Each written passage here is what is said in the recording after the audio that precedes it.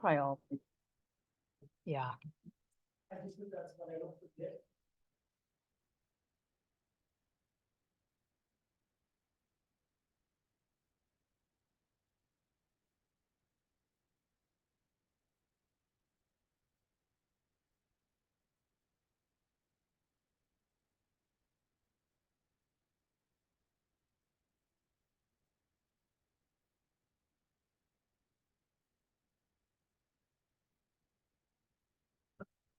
So if you want to sign anything for Diana to do it early.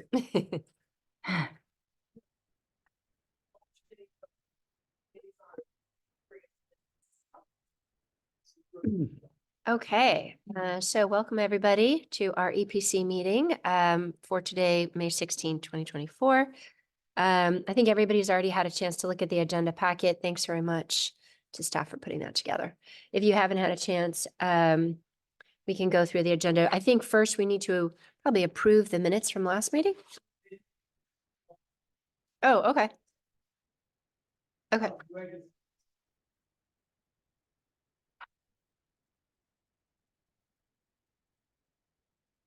Okay, Gregory, are you able to hear us?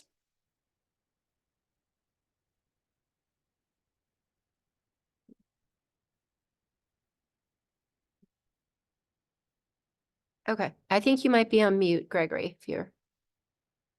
All right, do you want to do roll call then? Hello,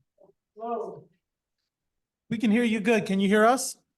I can hear you, but you haven't logged me in because my computer in the last 2 weeks failed, and I'm not Gregory Luna, I'm Administrator Gregory. We got you. I saw you listed. So thanks for joining us, Greg. Can you Committee see me? member- Say again? We can't see you now. No, you'd have to turn on your camera. You should be able to do that. No, but I am turned on. Oh, yes, we see you now. Oh, good. Hello. All right. There we go. Okay. Committee member Sandhu, Here. thank you. And Chair Farrell. Here. And I'll note for the record that we have our council liaison, Councilmember Stacy Miles Holland as well. With that, we can jump right into it in the interest of time. We also have staff present, Anthony Suber and Christabel Soria Mendoza. And so our first item is the Earth Day recap. I wanted to make sure that I put this on here for us to individually share thoughts, assessments, come up with some takeaways. I put the budget up here for us to take a look at and drill down on. We got pretty close but didn't go over, and that also includes some unexpected expenses, such as cleaning the pavilion, which cost us about $500. There was some carpet, dirt, and stuff like that, and I think under normal circumstances, Public Works would have just done it, but I told them, hey, we've got some money. You want to charge it there, you can charge it there. Other things to note, we only paid for one MCE staff person as we planned, although for the day we got 3. We had Kevin, who helped out, Kevin helped out Sally with the tree planting and some other tables and chair stuff. You guys may have saw him. And then we had Javier and Andre. And I did learn from different participants and exhibitors or vendors, there could have been areas there to improve that I'll mention when we get to the staff part in terms of like just restocking toilet paper and paper towels and napkins, like stuff like that. But I think overall the garbage support and general table maintenance cleanup breakdown was good, and we'll probably need to have at least 2 to 3 people for that, regardless of what kind of volunteer support we have going forward. But with that, I wanted to put it in the hands of the committee and the Liaison. subcommittee to discuss and share. Well, I guess I can start. I think we probably met or exceeded expectations in terms of participation and even the composition of the attendees. We had a nice mix of, families with small children all the way through retirees. And I think there were a variety of activities that would engage and educate people on being more sustainable more broadly or being more environmentally aware. And I think we had a nice selection of vendors. And so those would be all the positives. Just very high level on, you know, some of the areas for improvement. And this just was mentioned to me of someone who from Menlo Park said that they felt that there was some confusion in the community about two events held on back-to-back different weekends, and there could have been confusion amongst the vendors. I didn't hear about that, but I'm anxious to get more feedback from her because obviously we want to support Menlo Park and the community and be collaborative. But that was one negative comment I got. And then I guess the other one would just be, you know, leading up to it, we all did our best given the circumstances, but it certainly, you know, was a little challenging in terms of, you know, last minute, but we got it across the finish line. As Stacy has said, these things tend to come together in the end. And I think it did beautifully. So thank you for everyone's help.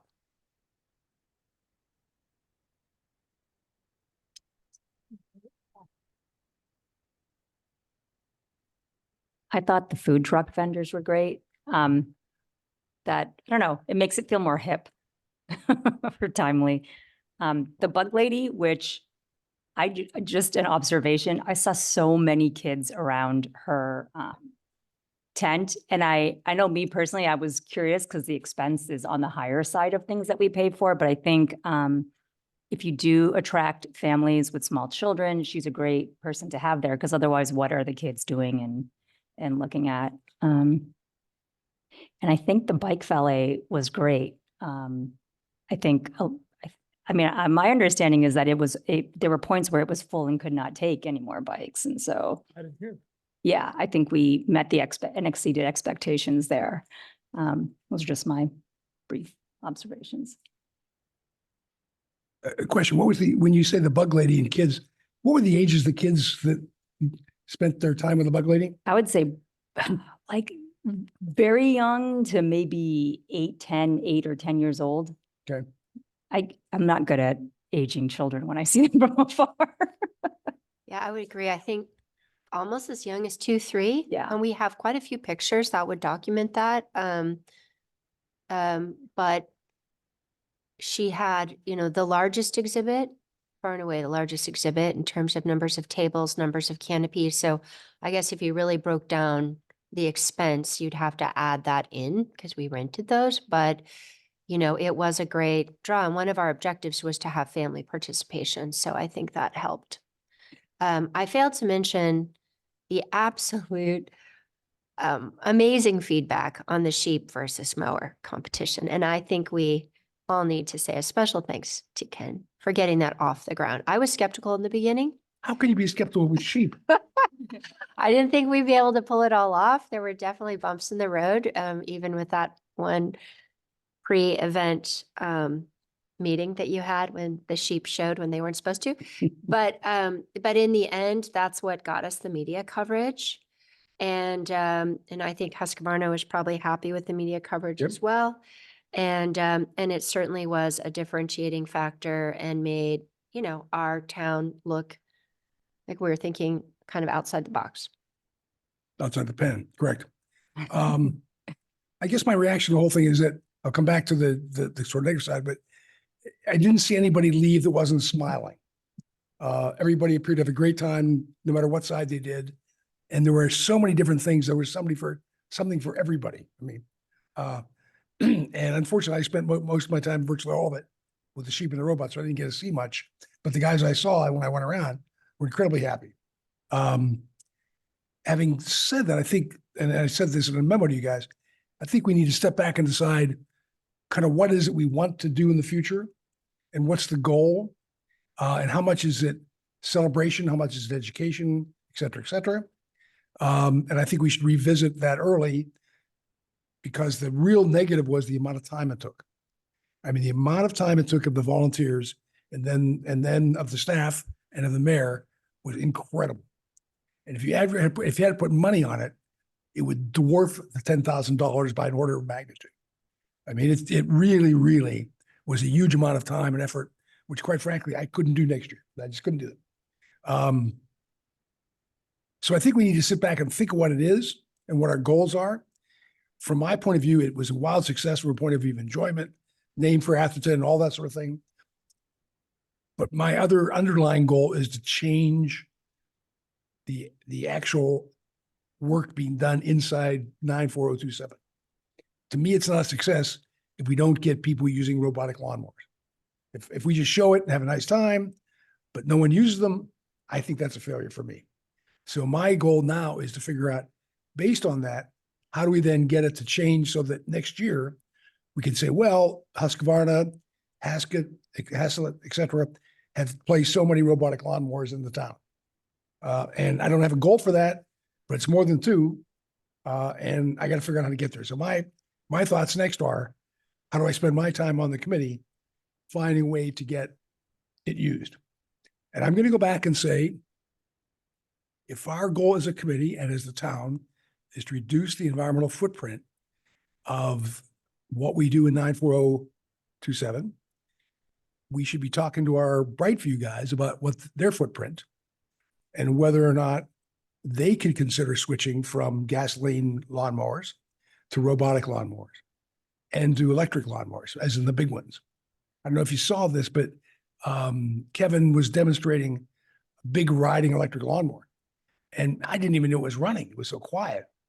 And it did a wonderful job. In fact, he showed it to the Brightview worker bees on that day we went early, and they loved it. So, I mean, I know we got a contract with Brightview. I know it's a vendor relationship, but if what we're trying to say is we want to reduce the environmental footprint, there must be a conversation we can have with Brightview saying, what do you think? Right? I don't know why. I can't think of a reason. I'm sure there are some, but I can't think of a reason why they wouldn't switch to robotic lawnmowers for that huge field they were in, including the outfield for the baseball team and all that sort of thing. And we'll come back to it in the next step, but I did have a conversation with a member of the Menlo Park Environmental Committee who I've known for a long time about the question of, should we rethink doing something with them together? And one thought could be, you have two big events. One is the celebration of Earth Day, this total celebration, which you could do, by the way, in Menlo Park on Santa Cruz and take most of the fun vendors we had, the bug lady and a bunch of those people, and do it up and down Santa Cruz. Then you could take something that's specific for the Atherton community and do it on another day, a month later or something, in Atherton, in the park. And one thing I would propose we think about as a committee, looking at all the vendors and suppliers, everybody else, say, if you had such a break, where would you put them? Who would go where? It's just a thought, because I'll tell you, if we can we have to reduce the amount of time it took to do it. It just is not sustainable. You wonder why you don't get people joining committees. I can point out to you one. Anyway, but it was a great event, you know, and the UC Davis guys could not have been happier. I mean, they would far exceed what they thought was going to happen. They loved it. You know, and did you guys meet the guys from Husqvarna? Jalen? Yeah. Jalen is kind of a new employee, and Husqvarna, just as an aside, we were trying to get Husqvarna to do this 9 months ago, and they agreed, and then they said, no, we're done. We're not going to do it. So it died 9 months ago or 6 months ago. The reason it did is Husqvarna made a mistake and tried to sell their product, the robotic lawnmower, through the big box distributors, through Outdoor Supply, Home Depot, et cetera. And they sold zero. I mean, they might have sold 10 or something around the country. So they just pulled the plug on all their robotic stuff and said, we'll rethink it. So they're rethinking it. They hired Jalen to help them come up with a plan for the West Coast. So this was his first big event on the West Coast, which was great for him.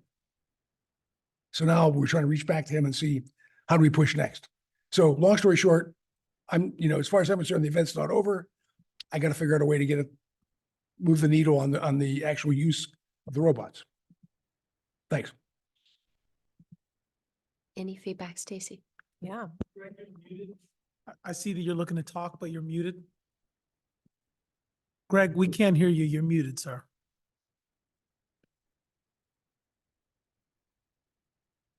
Sorry, Stacy, I just saw him. Can you hear me now? On the committee. Yeah, we can.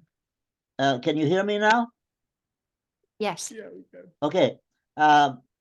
You remember there was this contest by the sheep there, between the sheep and the robotic lawnmower. And the sheep won. But as you pointed out, the sheep puts out methane and the machine doesn't. So that was an advantage, which was a good point. Correct. Yeah, I think all ruminants put out methane. And I think sheep are ruminants, as are cows. As our Right. dogs. Right. But it was a popularity vote. It wasn't based on performance. And it definitely was fun. And I think our volunteer was outstanding. And did the ice cream work well? The ice cream it was, and Greg, it was such a hit. I think we upped it to $300. Uh-huh. So we started out giving away maybe 50. We advertised something like that. And then I think we ended up giving away 75. Is that right? 75.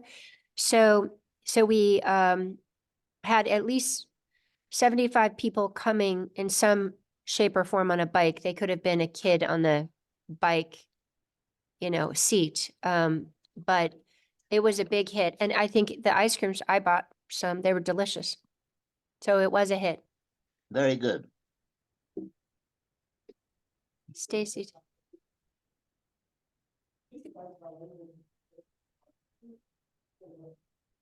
I think the bike valet were prepared to park over 100 bikes. So the fact that we ended up with 90, Amy broke it down, it was like $22 per bike. And to be honest, that probably accounted for more than just that number of people, because there were several people who biked with their kids on the back. So $2,000 actually did better than we thought with the use of them. And some people left and then new people came in. Oh, so So right, it's probably more than that. probably Yeah. was. yeah. Probably was. Any other thoughts, Greg? I want to try to do my best to collect all of your thoughts, and then maybe we can give our council members an opportunity to share some of their Earth Day recap thoughts. And some of yours were included in the very brief staff report, but I want to make sure that you have an opportunity. Anything else from the committee that you guys want to share? We're just doing a general Earth Day recap, sharing collective thoughts and feedbacks. It could be takeaways. It could be, we could do this better. It could be, I thought this went great. Open to it all so that we Is it can my kind of- turn? There you go. Please. Okay. please. Well, first I want to say thank you. You guys it is a massive undertaking to plan Earth Day Festival, and you guys killed it. It was an amazing, amazing event. We got great media coverage for the town. Tons of people came, a lot of people, everyone had just the best time. I ran into so many people that I knew at the event, and they were all raving about it. And then I had a lot of people tell me after the fact that they had heard it was amazing and they were bummed that they had missed it. So I think that given how much work you put into it, you should feel really proud of how much joy and how much education that you brought to a very large group of people. So good job and thank you very much. In terms of things that I loved, I thought the ADAPT fire putting thing out, fire was very cool. I didn't really understand what it would be, but it was a huge hit and I couldn't believe that, like, Enzo's 3 and he put out a fire. That was wild. It helped that he looked like Santa too. Yeah, he was so gentle. I mean, that was just like a very cool, fun event. I thought the bug lady, she's always amazing.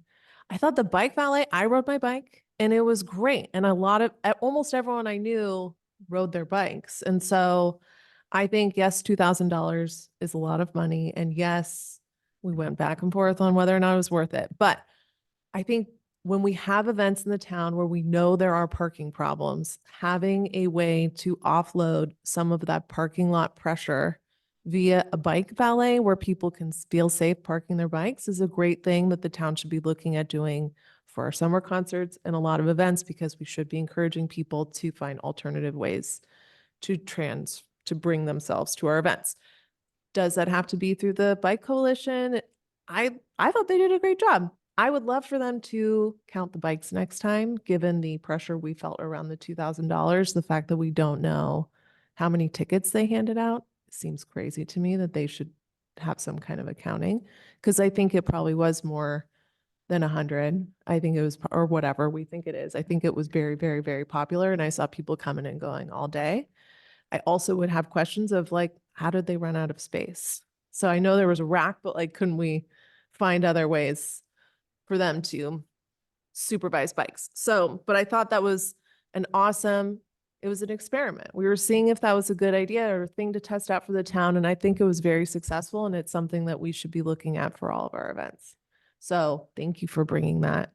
I thought the sheeps and the robots was, Before you jump off, Mhm. I got a question for everyone. If you have everyone, if you encourage people to ride bikes, which you should, if you didn't have the bike corral, what would you do?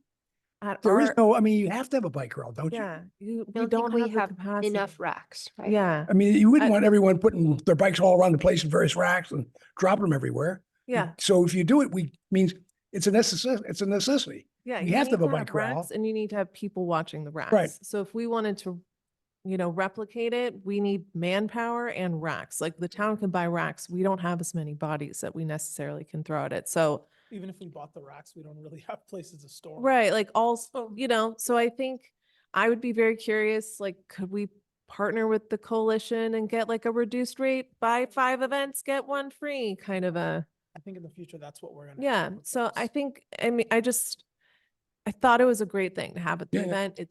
It's on brand for the event, but I think also like we're having all these events here at the town center where parking is even more restricted than the park. So I thought it was an amazing place to test this, to see how popular it would be, and it proved out that it was popular. It's very expensive, but I think it was awesome. So I hope we see more of that. I did in just background work, and you probably talked with the people about this. They're used to doing bigger events, like Yeah. they'll do an art and wine festival in, Yeah. Sunnyvale. And so they certainly could do more, Mhm. but I don't, then it's gonna cost Yeah, more. and I think it was a little bit of an experiment for them to Mhm. work This with is one of the us. smaller turnouts that they expected to be doing. Yeah, and I Yeah. think the first Earth Day type of festival. And it was really, I think, Rachel's idea initially, and maybe Yeah. George also said he had, He supported it. yeah, and he had experience with it, maybe in Marin or whatever. But I know that when we went back to them about the cost, they said, well, give us an idea of what you think is fair. So I believe Bike they Shop would be Coalition. open to, especially if it's for several events. Yeah, I just think it's just a great solution. I know there were already, even with the bike valet, there were problems with parking because there's always problems with Mhm. parking. Yeah. So, that's something that for every town event, we're going to have to work through. So I think having a release valve from the parking problem is really great, especially as hopefully we start, making biking feel safer around town. So that's one of my thoughts. I thought the Sheep's Robot was amazing. Super. I was like, I'm signing up for this. Yes. I don't know what it'll be. And you pulled it off, Ken, and it was great. That was very fun. I thought the food trucks were excellent. I thought the having music playing the whole time was really fun. I think the speeches needed to be on the lawn so people could see you guys. So, take your spotlight kind of a moment. You were too tucked away. But I thought the vendors were excellent. Everyone brought really interesting content. I thought everyone had a really fun time. I would be curious. I thought the leaf blower competition was cute to do it again. I don't know if we need to do it next year unless we want it to be this like ongoing rivalry that we're having, but I thought it made sense 2 years ago because we were trying to get a leaf blower ban, and then now we had one starting this summer. So I thought it was excellent for promoting a new ordinance, but I don't know if we need it next year. So I'm gonna maybe have to come up with a new shtick.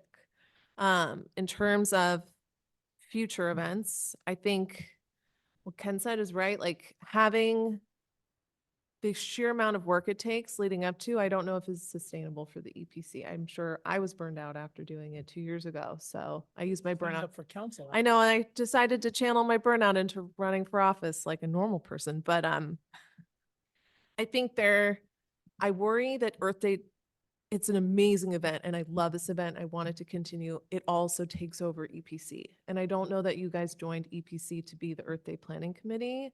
I want you guys to feel like you're getting a chance to do work outside of event production for the town. So I would love to see new models and new ways for us to do this awesome, beautiful community event. We got so lucky with weather. Everyone had the best time. Atherton people were meeting Atherton people and learning. Like we checked every box of what we were aiming to do, but I don't know that having it be on the backs of a few volunteers every year is the way to do it. So I think we should be figuring out new models for next year. By the way, on the model, you remember that the year before we had it at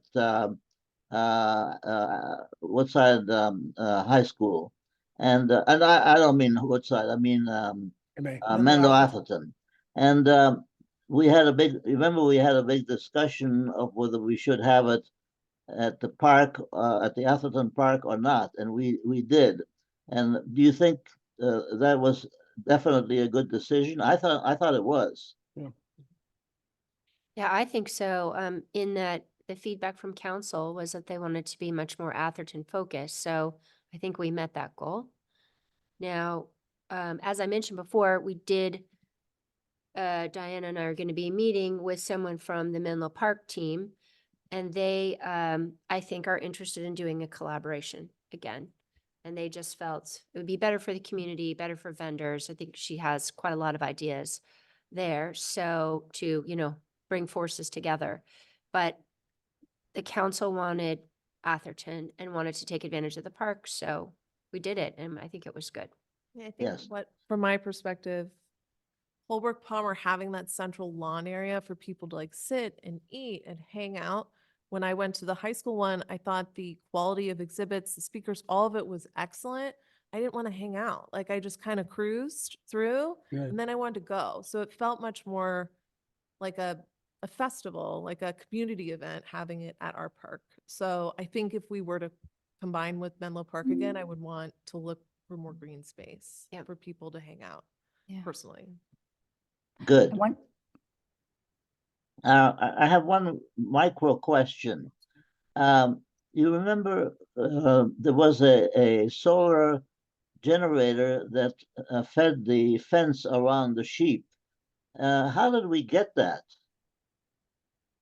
You mean it created the power for the fence around the sheep? Yeah. That came from UC Davis.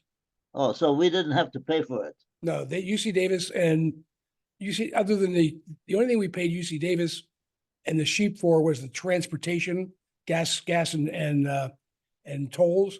They provided all the equipment, all the sheep. So Yeah. they But came with all that. the machine, the electricity was provided by Davis. The solar panels, which created the power for the fence, yes. That was a pretty nice little gadget. Oh, no, they did a great job, I thought. I thought Haven did a wonderful job. I think she was great. She was perfect. Yeah.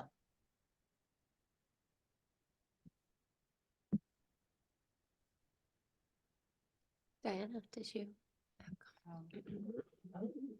Well, first, I'm sorry I was super late, so I didn't hear what was said before I got here. So sorry I had an emergency today. But I want to mirror everything that Stacy said. I 100% agree with that. And thank you, Amy, for taking the heat on the bike thing. I saw you held your own and you were right. You reminded us why we were doing what we're doing. So thank you. And Ken, you pulled off the sheep. I cannot believe it. And also the kids pulled through at the last minute, right down to the last minute fashion show that they lassoed my son to being in. So that's a memorable moment for my family that he actually did that. But the whole thing, I think, really came together at the end. Yeah. In terms of debrief, things to do different next time. Let me first say the things that I like about our event were all the specific ones. You called out all the ones I like. I think what makes our event unique from other Earth Days is that it is family centric. We have a lot of kid things and we have a lot of things that are just about the joy of the earth, like holding a bug and, holding a chicken, some of that that's really different from other ones. So I think that even if we go back to doing it with other cities, I want to keep the parts of it that are unique to our event. And I also think the other thing that I really love about our event is that we do some funny little thing every year. This year we did 2, but some funny thing that gets the message out in a way that is not pedantic. But if you think about it for 2 minutes, you get it, And I think that's a really good way to do it. And that I also think is unique to us. I don't know anyone else that does that. So I would urge this group, whatever we do going forward, whether it's with other people again or alone again, that we keep the parts that are unique to us that other people don't do. The vendor fairs, they all do the vendor fairs. So to back up of what I would do different, if it were me, I would ask the city council to approve the budget for next year 1 or 2 months earlier than they do, because historically, we don't get the green light to go forward until mid-January. That is way too late. We should be starting January 1st with weekly meetings. So that is a big change that I think that we should be disciplined about doing. I also think that we've done a good job of keeping our archive, our thing that lists all the different people and the vendors and stuff. I think there's one more step that the group should do before we disband, which is go back and curate that list this time around to say, this one was really good, this one was so-so. And so next year when we reach out, let's make sure we curate that floor so that the best things that we thought were good this year come back. And we actually reach out to those specific people and then of course open it to others, but the ones that we really want to be there. So starting earlier, being consistent, having a weekly meeting. And then I think we need to work out a little bit better how we work with staff.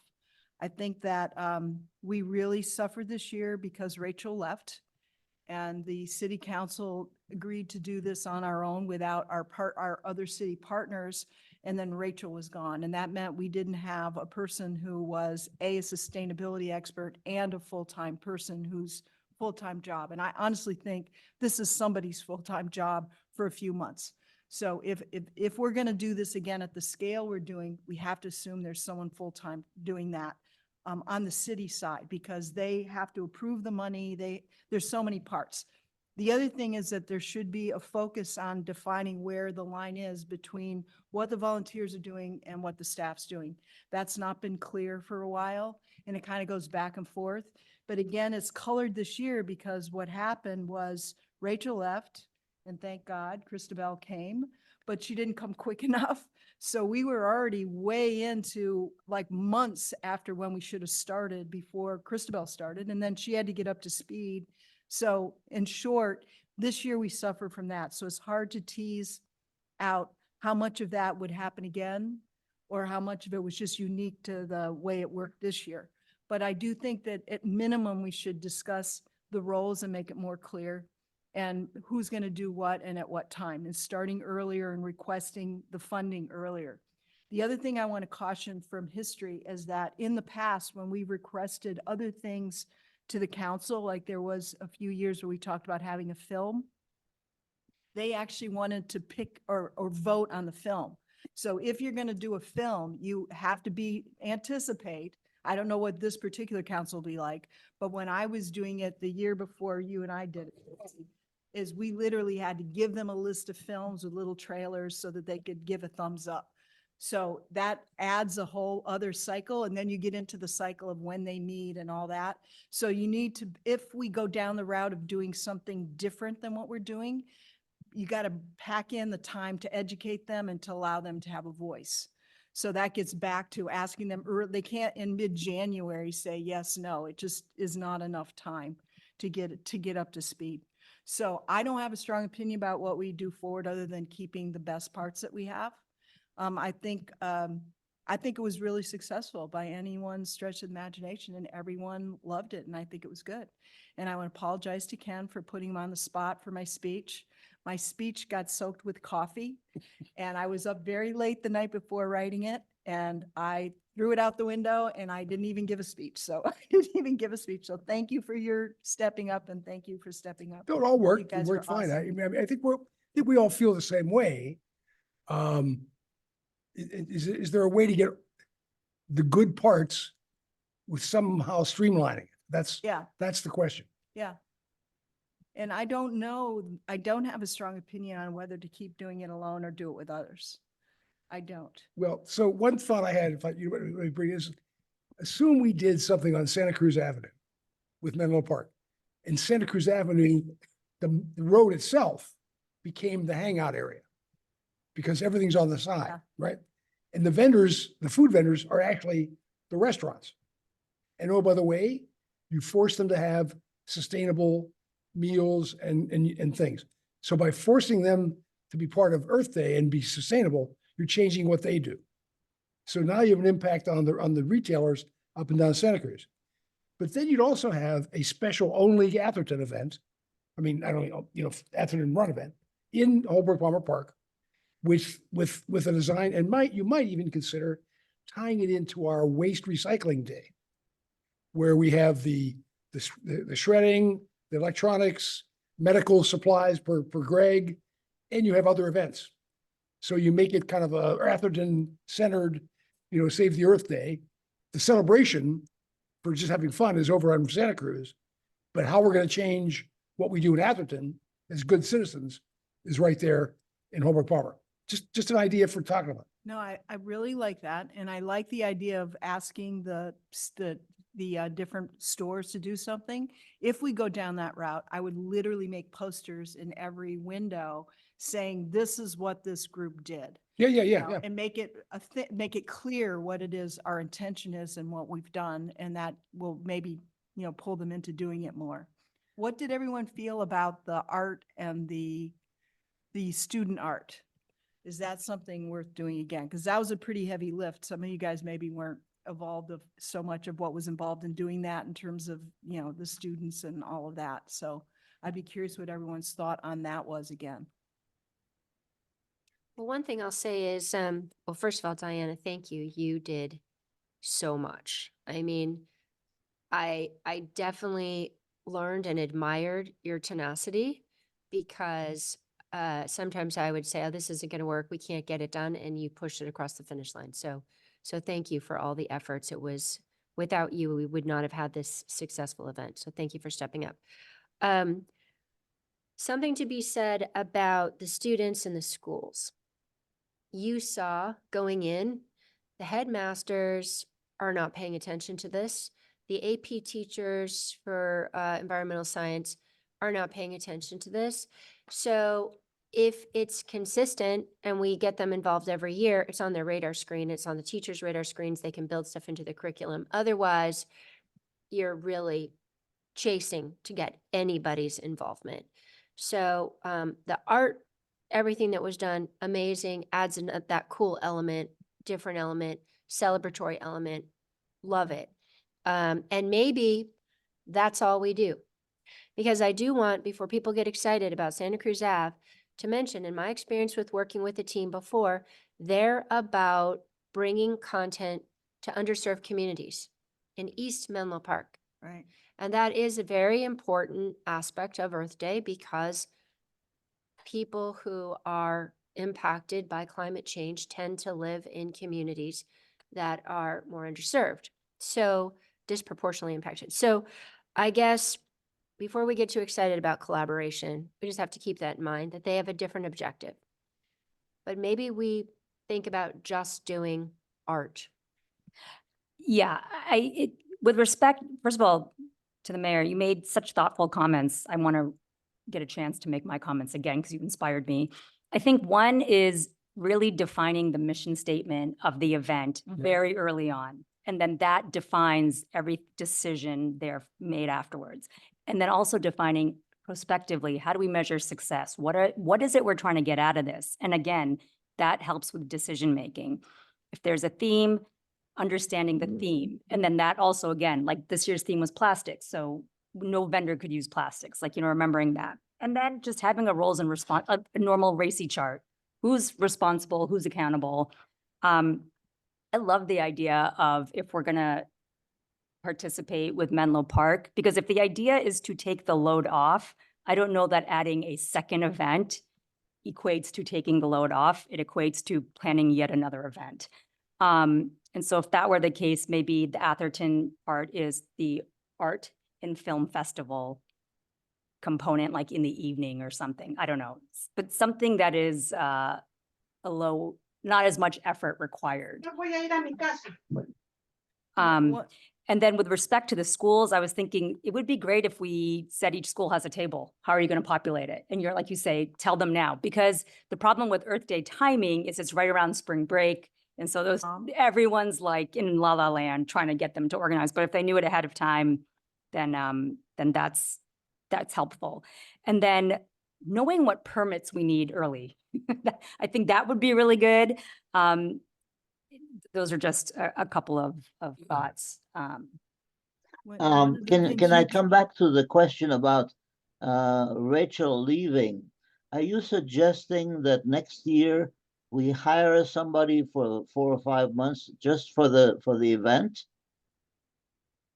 I think, I'll give my opinion on that. I think that we need to have a person on staff who is going to commit significant hours. So if it's Christabel and this is Christabel stepping into that role, then George has to say, okay, Christabel, for these 2 months, you're spending this amount of time on this, and acknowledge the amount of time it is. Because I think there's some amount of underestimating how much time's involved in organizing this and doing all the calls and doing all the stuff. Now, it's true that every year it should get a little bit easier, should get a little bit easier if we're really diligent at keeping our lists and doing all that. But one of the things you triggered that made me think about it, if you're doing this kind of thing for Atherton, and if we really wanted to take it seriously to be Atherton centric, the things that we can do different from other ones is that, yes, we don't have low income people. We're not really impacted. But on the other hand, we have people who have the pockets to be the early adopters on new technologies.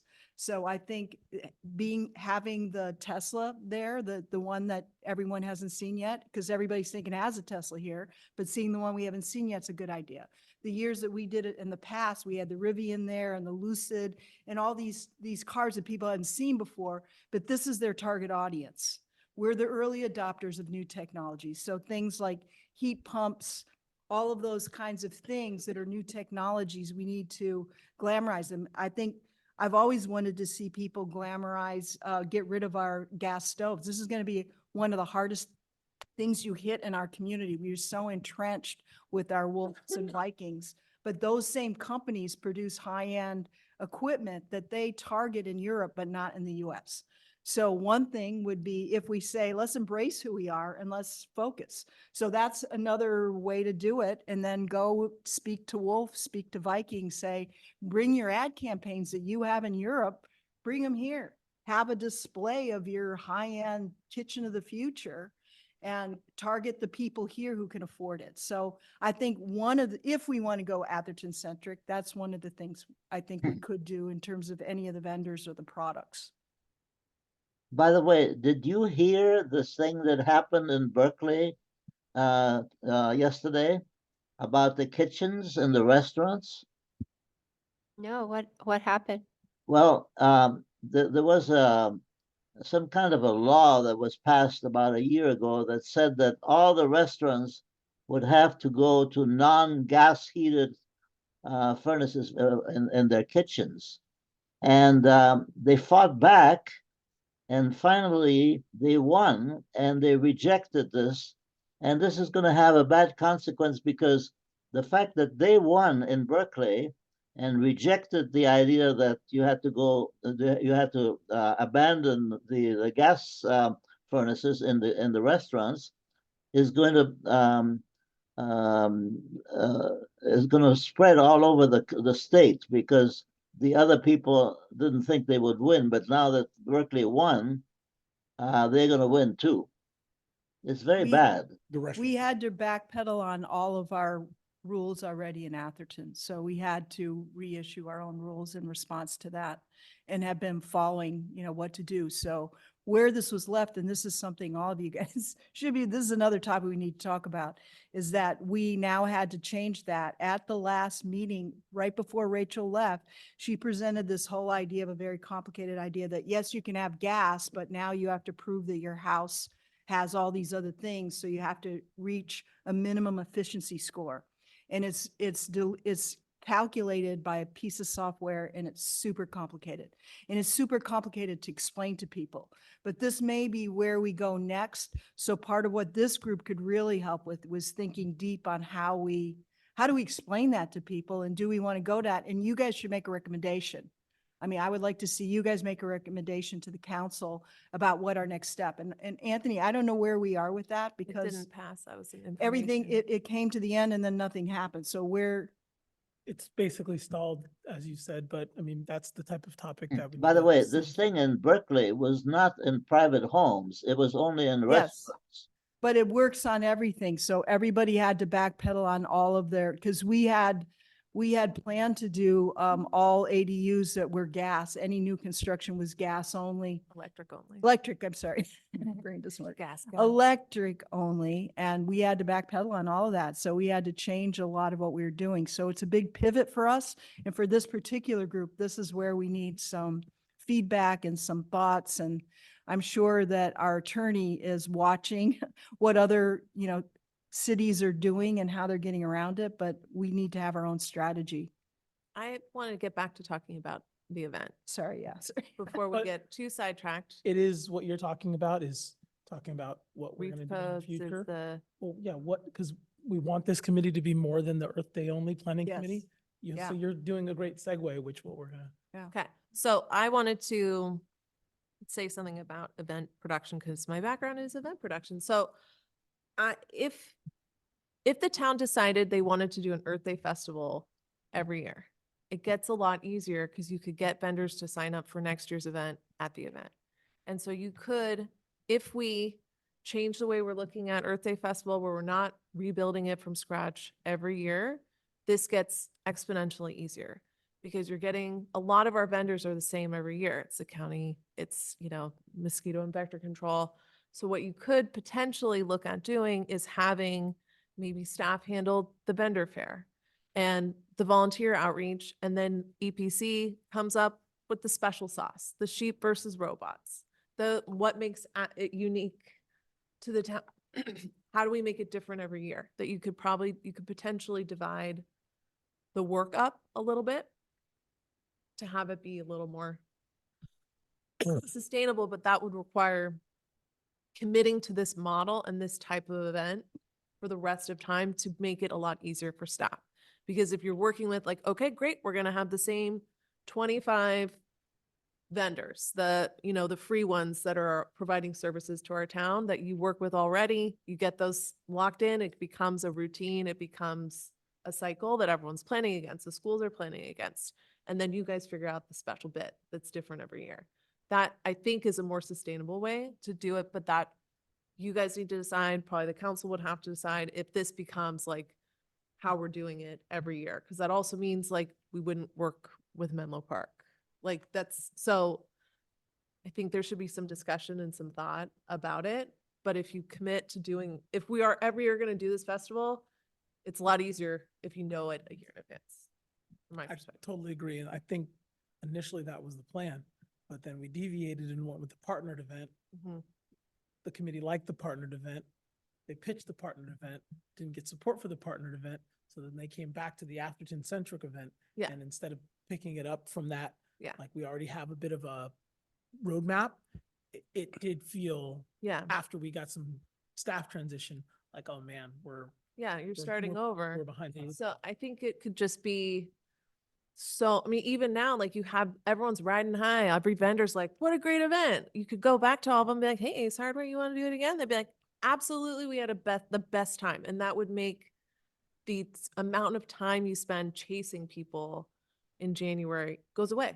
I don't disagree, but I think your point about it taking a considerable amount of staff time, even if we have a recipe already, you still gotta Yeah, it's a You- lot of work. It's chop up absolutely the a lot of work. vegetables and, Yeah. get them in the Yeah. pot.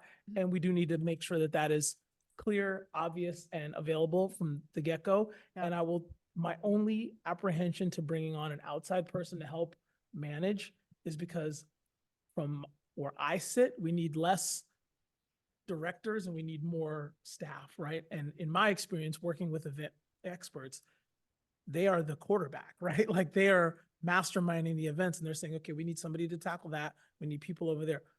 We've got a few of those, I think, in the room. We just need, depending on how we're going to execute, we need the people who are going to be able to make the calls to the vendors, schedule the chairs and the tables, organize the volunteers, confirm the food, those little incremental bits that are simple to do, but it's just sweat equity, to your point. Mhm. Can we get back to some of the points I think both of you folks made and you made, is like, I want to know what the committee's perspective is in terms of the mission statement for the event, the goal of the event. How do we define that? If we think we hit it this time, those kinds of things. Because I think that's also when this group comes back to council and says, look, our mission statement for the event, and what you articulated earlier it was the best I'd heard it so far. It's, our event is family friendly. It's not just a, hey, stop doing this, don't do that. It's touch a bug, dig in the dirt with plants. It's more about a earth celebration. And then we mix in some educational activities and things, and that is different than Earth Day events. And so I think that's a good start for the goal that we have. It's a celebration of the earth and Earth Day mixed in with family-friendly activities. And to your point earlier as well, if we did have it at Santa Cruz Avenue or some other more like downtown vibe, we're not going to get that green space feeling. They have some little grass and they have some parks, but the energy that we get from Earth Day here in town has to be here in town. Or we can't replicate it in another site. Like Flood Park, they're redoing Flood Park. Probably won't be done for 5 years, but even if we moved it to Flood Park, it wouldn't be like what we have at, Yeah. so It goes back to your question of what's the goal? right, what's the goal? If the goal is Yeah. a family celebration of Atherton, it's perfect. It all works. Yeah, it does. But if your goal is to educate people to really change how they do work, that's good. That's hard to mix the two together. And I've pitched this before. I think part of the challenge for staff, and I won't speak for volunteers, but I know like all of you guys have your hands full with your other work commitments and things. It's the one day. That one day, it's like Christmas, right? When you're wrapping presents the night before, it's like, once I get through this, you kids aren't getting anything else. Right? But when you break it up, so if we did do a partnered event and we did something, it's more of a time commitment, but we did an art demo one weekend and we had a small vendor fair just at Holbrook Palmer Park with just the bug lady and the library and maybe one teen activity. It just is a smaller lift. We could replicate it, but everything on one day, it does get overwhelming. Not impossible, which both of you guys have all proven, but just more challenging. Well, I will say the advantage, because I've thought about this a lot, the advantage of having the big event is that everyone in the family has something they can do. Right. Yeah. So you may not come out for just the kid, or you may not come out just to see the Tesla, but Yep. if everybody has something to do, you can go and it becomes an outing. And for me, part of the community aspect is important as well. I think having a community event, and this ends up being our biggest event. This is the biggest event we have. It's bigger than National Night Out, which is not Atherton people anyway, but a lot of them aren't. But this is our biggest event. So the council has to decide how big a lift are they willing to do. But I don't know. It seems to me that the idea that it's either a family event or an educational event is not the best way to look at it. It seems to me that it's going to be both. It has to be both, because the celebration of the family event and the education go hand in hand. I would also say that I would say it's a success if every family that comes learns one thing new, a product that's new, an approach that's new. Yeah. So if each person comes, and now in the case of our community that we're targeting, again, I'm going to hit home again on, we are more early adopters for technologies. So I could see us showing, the tabletop composter things that plug in the wall that most people don't even know about. And they have new ones now that they'll actually take your garbage. It's a whole other So if we as a group keep our eyes out for what is the cutting edge, then that's the kind of stuff I'd like to see us feature. I think it was cool that we had the robot. By the way, Ken, I just went to a yoga retreat where they had that very robot in their backyard, and their grass Banana? looked great. Who does, who? I'm not showing it to my husband because he'll want to tear our whole yard out. Where'd you go? I went to a yoga retreat at someone's house in Portola Valley, Okay, and they gotcha. had that our robot, our lawn Roomba, right there. So I just saw it. I was gonna take a picture of it. Well, but then I Ken got a sits tip. on the subcommittee for, what do we call it now? Sustainable landscaping technology. So Yeah, What was there you called? go. What's it called? you and Amy are a part of our, technologically Electric inclined landscaping folks tools. who. Does that mean I have to get off the cuddle with the cop No, committee? I think you're still in line, but to Okay. your point, I think that's a great thing. If I could just share that, I would like us to keep doing the Atherton focused event. I thought the regional partnership was easier for staff to do, frankly. And I thought it was also, if the goal, which I thought at that time, to be honest, was, hey, we just want to share stuff that we think people need to know about. Just want to educate and inform as many people as we can. And then the feedback that we got from council, I said, oh no, we really want to do that, but we also want to connect with people in person. And we want to mesh those two things together. And we do get a lot out of it. And when we have all these other projects that are going on in town, it's a great opportunity to connect with people about those other projects. Yeah. I don't want to lose that. And I think the way that I define success, given my seat and my role, is a lot around community engagement, and especially specific groups of people that I know we constantly hear we don't connect with them enough, students and seniors.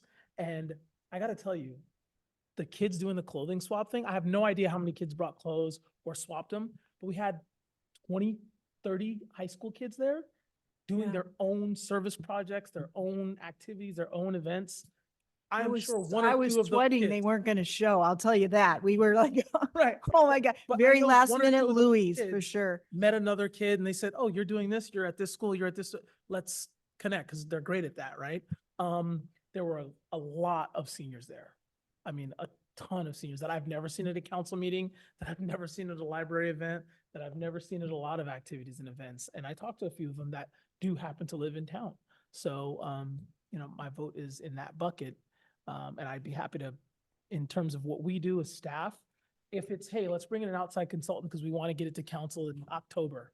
And we want to put together a plan for it in October with a proposed budget and a summary of everything outside of what we're going to do. And they're going to be on the phones, vetting people, curating people, all of that from October all the way through January. So it's pretty much ready to roll with maybe connecting with food vendors or something. I think that is a great use of a consultant and for the money that we're going to spend on someone. Can I pick up on a few things you just said? Yeah. On the student front, at the Woodside Priory, and I'd be curious what the numbers of how many kids we got from what schools. In order to get that many kids from Woodside Priory, we were in their weekly newsletter with a Mm. little blurb, like for the whole week leading up to it, you get your service hours. So we need to establish that level of relationship at the schools. And if Ken's senior group gets off the ground, I think we should target volunteer opportunities for seniors as well and pull them in. Now, we get that anyway because almost all of ADAPT is seniors, but expand it out like Anthony was saying to other seniors and use whatever venue gets put up through the senior committee and use those committees. So, and the other last one is we now have the Boy Scouts going forward. So let's not drop the ball on that. Let's make sure they're put into our thing, which I don't think it currently is. So we are now connected with multiple troops through the, I don't know what you call it, the head Boy Scout lady. So, and they came up. Scouts of America. The Scouts of America. So, but anyway, They've They rebranded. just changed their they name. did rebrand. Good for them. They won a table, so they came up to me after and said, next year they want us to reserve them a table. So they're actually going to recruit Boy Scout stuff. And if we get them in early, I'm sure they'll come up with some sort of activity too and help. So some of the things we have, like in the past, we got to make sure we curate our list and keep it up. I agree. I think in terms of mission, I'm hearing celebration of Earth, Yep. family friendly, Atherton centric, community building. If we break down community building, we have schools either having a table or manning what I am sort of envisioning as pavilions like Disneyland has. And I'll get to that in a second. But also schools could have service projects.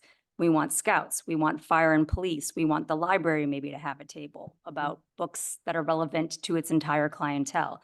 Maybe a little mini farmer's market, something like that, just for the day. And then in terms of like pavilions or exhibits, gardening, sustainable landscaping, composting, beekeeping.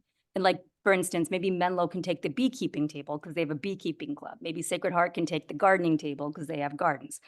Vegan cooking demonstration. There was someone volunteering this year, I think. And I have someone who can do like eco-friendly, sustainably grown wines from Sicily. Art and film in one pavilion, technology, cars, eVTOL, planes, those are all here in the Bay Area technology. So, and then like a children's pavilion, maybe paint your own terracotta pot and fill it with dirt and plant a flower or something. But I think I'm personally hearing we want it more in Atherton. Yep, and community oriented, family friendly, cutting across generations. So it's a repeat then of what we just did, but with more infrastructure in place. And if we do that, then we have to go early to the council, and I think we need a bigger budget because we were really, I hit nickel and dime chairs and tables. yes. Yeah. And so we just need to be very realistic about the budget, but also say it is the biggest event that we have in the town. It's serving multiple purposes. It's not just Earth Day. It's also a community event and et cetera. And see if the council is interested in spending more. We were lucky that we got the extra 5,000. Frankly, we had 3 different vendors there to promote other town capital improvement projects Yeah. that they're not going to have an opportunity to connect with residents at this level from any fucking survey they send out.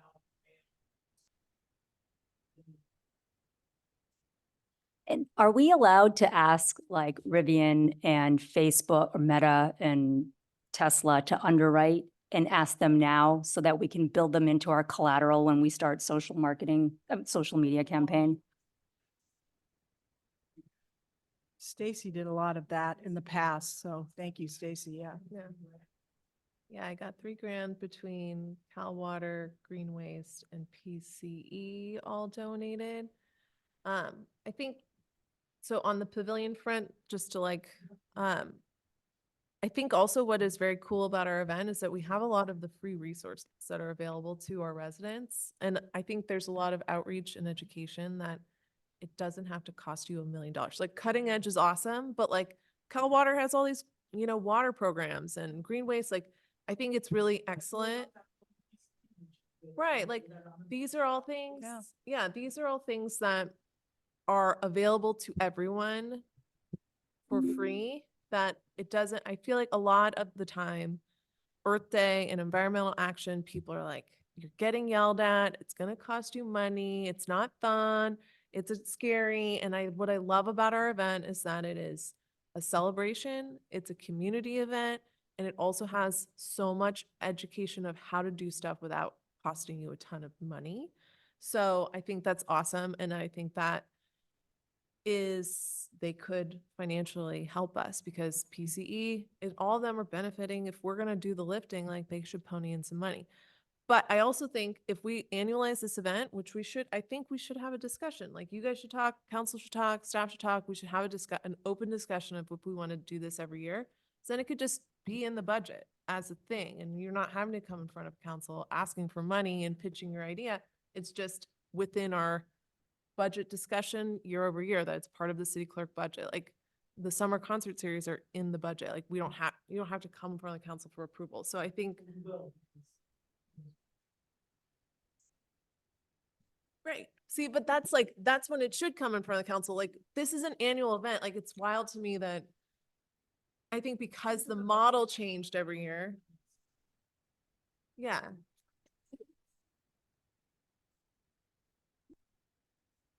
Yeah. Can I share some of the history of how the town felt about this particular event, candidly? When I first started on this, there was a atmosphere, this is before you, an atmosphere that perhaps Atherton doesn't want to be identified as a earth, as environmentalists. And in the first time we did this, we went to earthday.org, which is the international organization. And we went and we had the mayor at the time was Rick, had to sign us as a green city. And because Atherton starts with A, we were on the top of the list.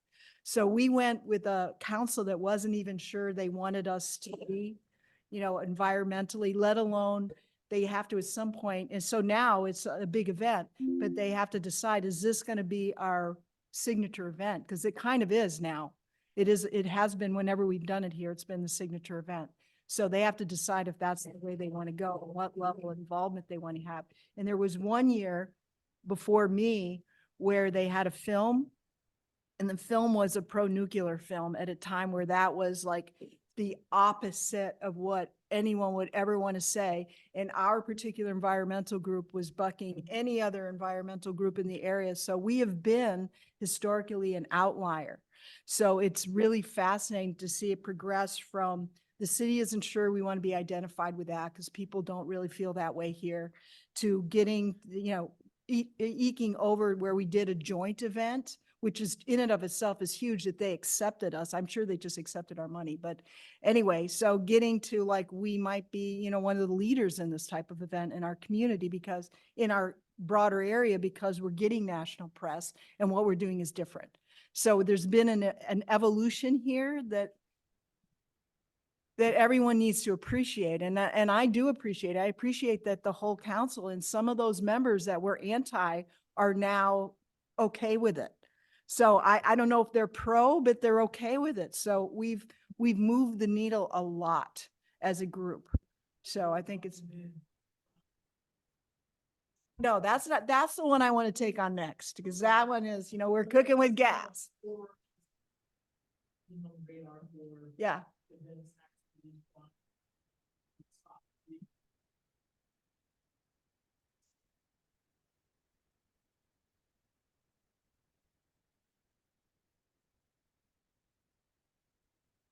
Well, one other thread along this line, which is Atherton centric, is that they do, the San Mateo County has a sustainability award that they give to green houses, for example. And a few of the times, some of our houses were in the running. I don't think we won, but we were in the running. So this whole idea of making it glamorous, because we have a lot of brand new houses being built that are over in the $20 million category. So the idea of the kitchen of the future, the house of the future, the greenhouse is the kind of thing that we could promote. And another idea would be more promoting what the sustainability people already do with all their awards and stuff. So if you guys know anybody who has a house that's really cool or a yard or anything, we should, as a group, be submitting them because you actually submit people. So that's another thing we can do just as an outline to get us on the radar with other people that are doing the same things.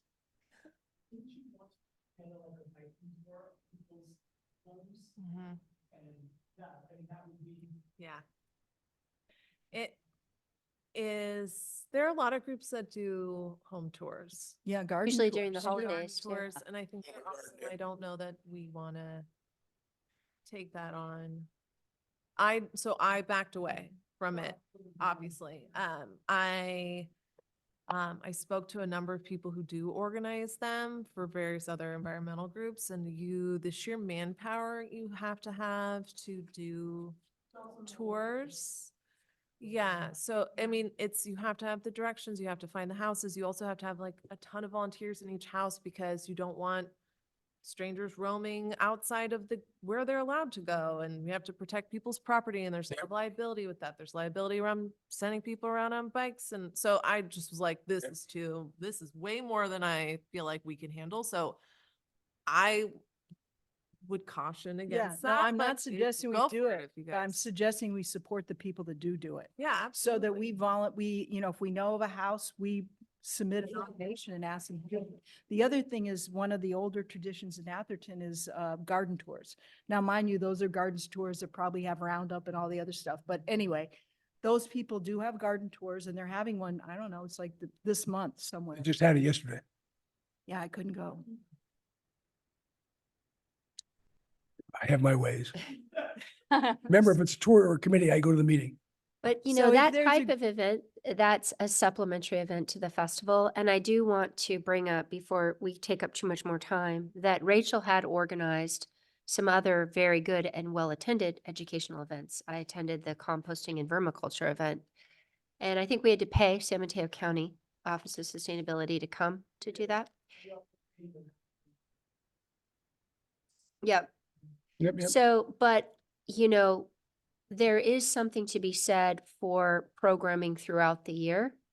And so given the limited manpower, woman power we have, I kind of want to bring it back to what Stacy said, which is let's all think about it. I know I can't devote the time that I did this past year. And Ken's already mentioned that he can't again. So, you know, it will be easier. Christabel's now totally an expert. But it still does require everyone to be involved.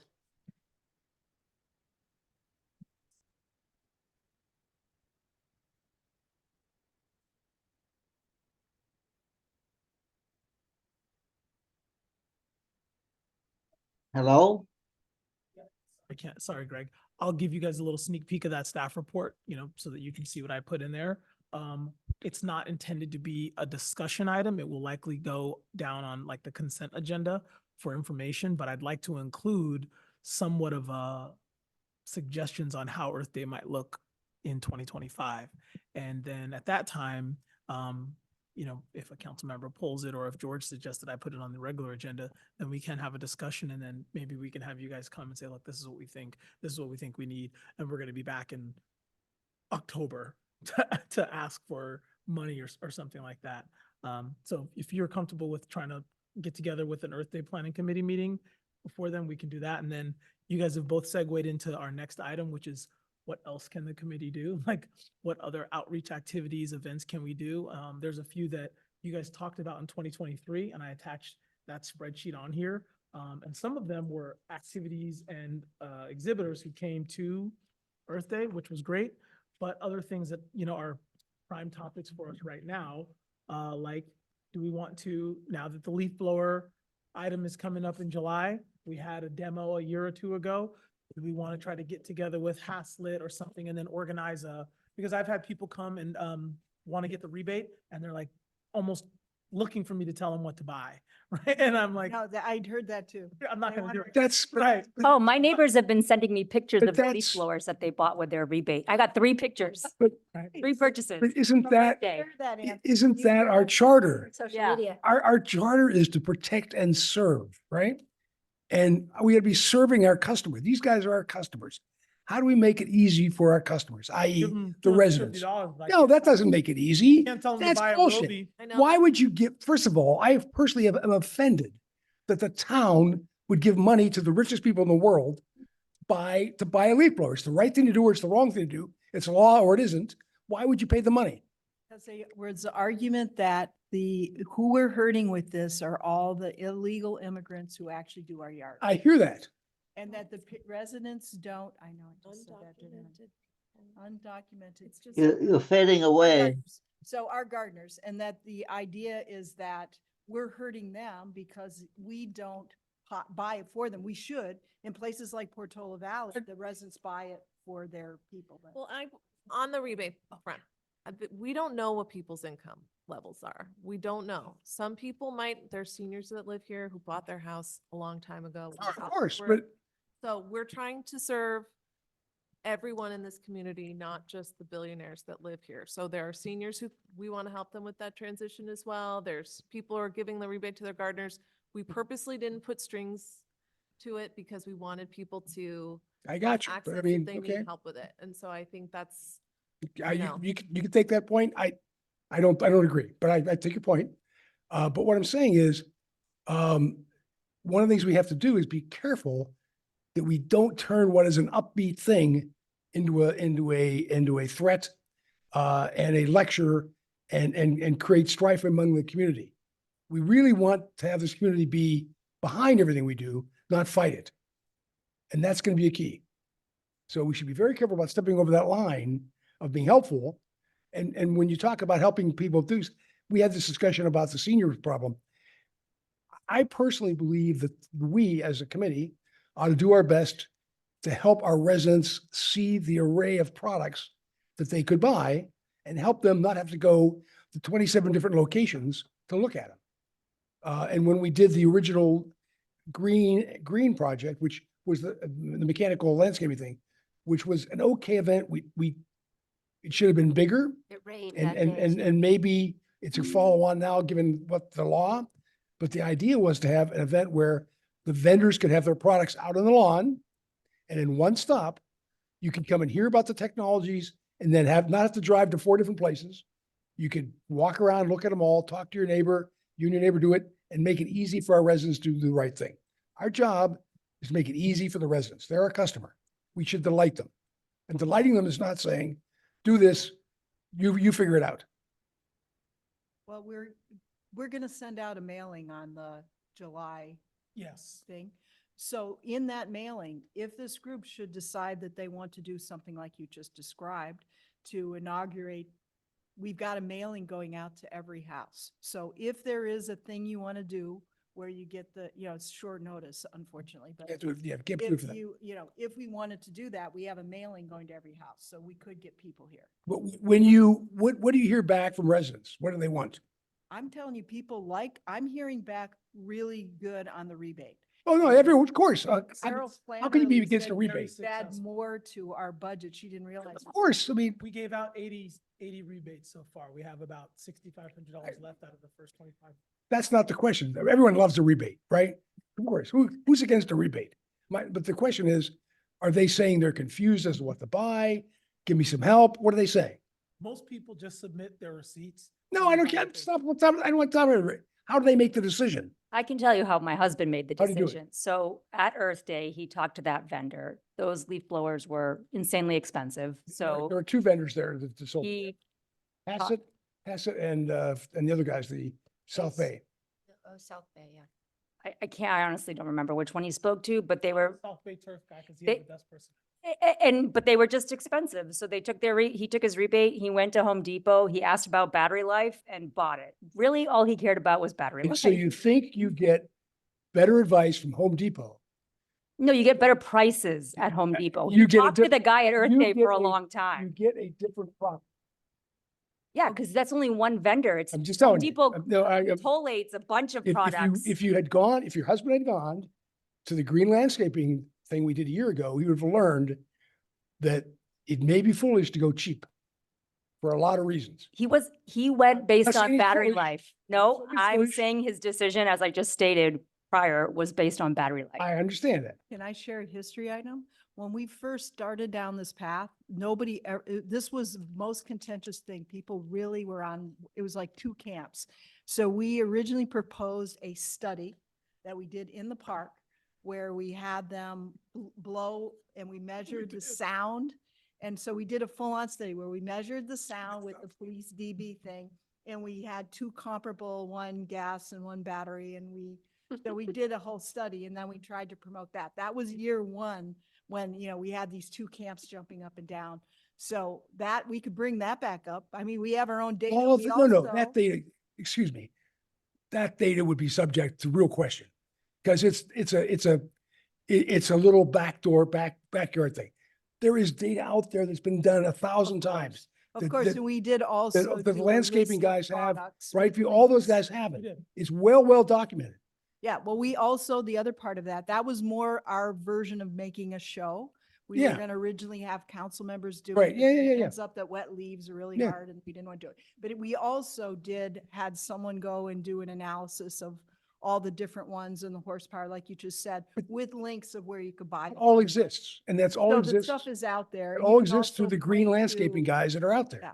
So I don't know that we need to we should be recommending a product, but, I'm not saying you recommend a product. You never recommend a product, but you give them the options in one-stop shopping so they don't have to spend their life driving around the place. So- Can I bring this back? Sure. So I don't disagree with you. I think from the perspective of the town and from the perspective of staff, if the EPC wants to get back on what other events, what other activities, what other outreach mechanisms can we get behind to promote these topics? Staff connecting with a few local vendors, encouraging them to come out for a day, some summer, September, with a variety of these products, getting that message out and having people come and test them and use them and determine battery life and weight and power and, well, my house is an acre, mine, whatever. That's a great idea. I think we should do that. It's Well, hard and to hear just- you. Oh, sorry. Oh, sorry, what- Can I sorry. point to the fact that we have an opportunity sitting in front of us? We're about to do a mass mailing to every home about this gas leaf thing. We can have an RF code on all those things that go to whatever messaging we want to give. Yep. So whether we're messaging what we're going to do next year, or we're messaging what we want people to look at, but this is a great opportunity. We don't have too many of these where it's literally mailed to the house. So, and it's about us. It's about what we're doing. So I think it's important that this group think about that, because we can do something in that window. We maybe can't host an event, but we can certainly have an RF code to give any messaging we want to do. One other point, I love that. One other point I wanted to bring up is this event really highlighted the fact that we can get collaboration between town groups, ADAPT, EPC, Oh, Correct. yeah. your new 55 plus club, EPC, Dorothy, EPC. Correct. So if we decide as a group that we want to have multiple events throughout the year, in addition to the festival, I think a prerequisite is you have to have a partner from the town. And it could even be the library, but that takes some of the burden off. It also brings a better audience. So as we're discussing what's the mission and what are some of the key requirements, or I think we should put that in there. So if we do a compost event, we connect with the tree committee. But Right. Well, You could also layer into that some of your external partners. So if you're doing a compost event, maybe Green Waste Definitely. Yeah. wants to be a partner for that. Yeah. But to build on what she's saying, though, I gotta tell you, the town, in my experience dealing with town residents, they're not looking for more things to do. They got things done in their own life, pretty full schedules. The more events we have, start fighting over the same residents to come to them. So we gotta be a little careful about having just too many events, because people get burned out by having too many events. When you go around, you see the same choir at most of the events. And our job here is to get more people outside the choir to go to the events.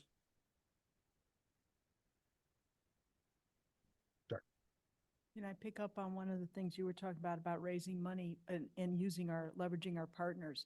Our trash vendor, when I went on the tour there, which is amazing. Yeah. But they were saying, I talked to the head trash guy there, and I said, what would you want all our residents to know? Because I don't know if you know this, but how you recycle in different cities is different.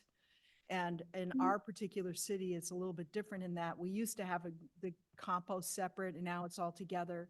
And that was never really explained. So the first few years, you're like, oh my God, are we going backwards?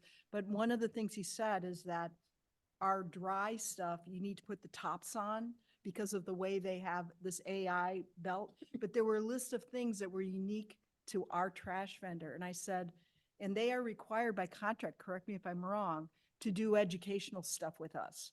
So this would be something the city could go back and say, hey, vendor, we want you to put up a poster or do something that specifically educates us about how we do our trash in our town. So that's something's needed, and they should pay for that out of their budget that's for education. And then we are bringing the people as part of our Earth Day. That's a perfect venue for them to do it. And the fun event with that would be to get 5 citizens and give them a fake bag of trash, and how quickly can you sort it into the right bucket, Yeah. right? They do have, one of the vendors did have this whole thing where it was a game, they gamify Yeah. it. So, yeah. And again, we find the ones that are good, but ours is okay, but they have an obligation. So this is something where the city could lobby them a little bit so that we get a little more out of that You're raising a relationship. good point. I was on a focus group for the county a few months ago about that exact topic, which was, do you know where to put what in the green, what in the black? Nobody knows. Nobody knows. And it's a disaster.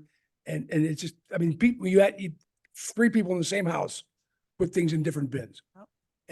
And your point's very well taken. How do we educate people easily? And we should use them to do it somehow. I don't know how it is. Yeah, we they need them. should do that. That's part of their charter. So up on here, it's the new service guide that they provided for us that we put in one of our Atherton onlines. We'll put a link to this in the June, July Athertonian. They just got us this a month ago. Uh-huh. It does give some education, some material. They're supposed to be and have been organizing events with the schools, the private schools, to go and do this. The last I heard, they hadn't confirmed specific dates to go, but we'd like to be a part of those. So to your point, they're working on material and content. But see, you don't notice here, it's not telling you to put the top on your Right. containers. We Yeah. don't, That's, yeah, I remember that- that piece, or like, that was they new. I can't do never heard anything with that wet before. cardboard. Yeah, and I wet, didn't know yes, that. if it goes wet or if it's dirty, they have to throw the whole Yeah. entire thing away. So it's really eye-opening. So So why isn't this on the lid of every container? Yeah. On the lid of the blue, Yeah. the it's not green? the and- same from city to city. That's the But point I'm it's making. talking about our city. I'm Or not talking even about, a magnet for your You could A create- refrigerator. you magnet could is the create these. simplest thing. Green Waste could create these for their versions and they could be on the lid of everything they pick up. Yeah. could Well, be. I think It's a part good of idea. it I'll is propose it that to them. that's a great, I mean, I think it's a very cool idea. I think part of why it's not like etched into the lid is because they keep adopting new technologies and things. But they could change it. I mean, I can't say that But- I've seen your lids.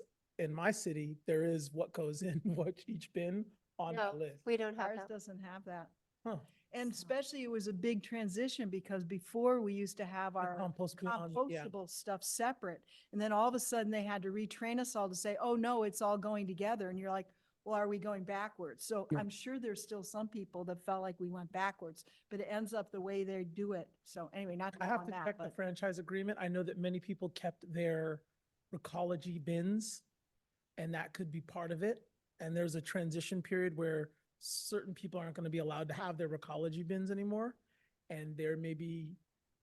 you can have, branding on why those why lids. can't so you have if they ecology? do a mailing, one of the things that we can do as a group, any one of our vendors that do a mailing that has anything to do, like, let's say they Like they do a send the mailing. bill. They send the bill.